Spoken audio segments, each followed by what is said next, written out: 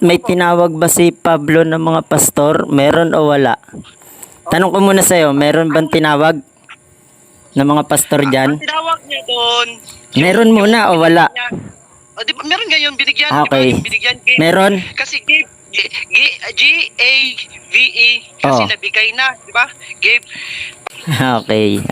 Tanong ko sa'yo, kasi di ba binigay natin yung Ephesians 4:11 at inamin mo na, nabasa natin na merong pastor ang tumawag pa si Pablo sa diwa sa espiritu ng Panginoong Kristo Jesus. Isinulat yan. At yan ay mga ninuno namin na mga pastor din na namumuno sa iglesia ng Diyos na totoo at nakarating sa Pilipinas. Tanong ko sa iyo, may isinulat ba dyan na bawal tawagin maging pastor ang mga Pilipino? Meron o wala?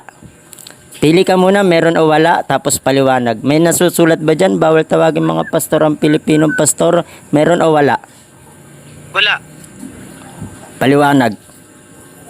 O ba't wala? Nasa Mateo, babasahin ko nga. Kaya ka? Babasahin ko? Sige, paliwanag mo. Oo. May kinig ako sa sagot mo. Okay, sabi mo wala. Okay, sige, paliwanag. Kasi, sinabi doon sa Ito nga, pastor. Hindi Oo. kayo yun. Kasi pinili yun sila, hindi kayo yun. Pinili rin Kasi kami. ibang person na natin. Iba yung ninuno mo, iba ikaw. Pag Iba yung- mabasa, alam mo ba yung iglesia ng Diyos na totoo, mga pinili, kaya merong pastor inilagay ng Diyos? O hindi mo alam? Hindi, teka, alam mo ba yun o hindi mo alam? Alam ko yun. Oo, yun naman pala eh. Amen. Okay, so ito. So, yung pagkapastor sa tungkulin, tinatanggap mo. Meron hanggang sa ngayon.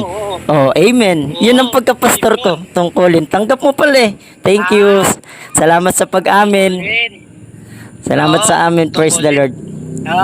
Oo. So, Hindi kaya ka- hindi kami after sa title, kahit anong itawag mo sa akin, brother ko, sa walang problema. Tungkulin, ginagampanan, ministerial office nga, ang latag ko sa iyo noon pa man. Mali yung mga turo sa iyo kasi na title, position, hindi ganun.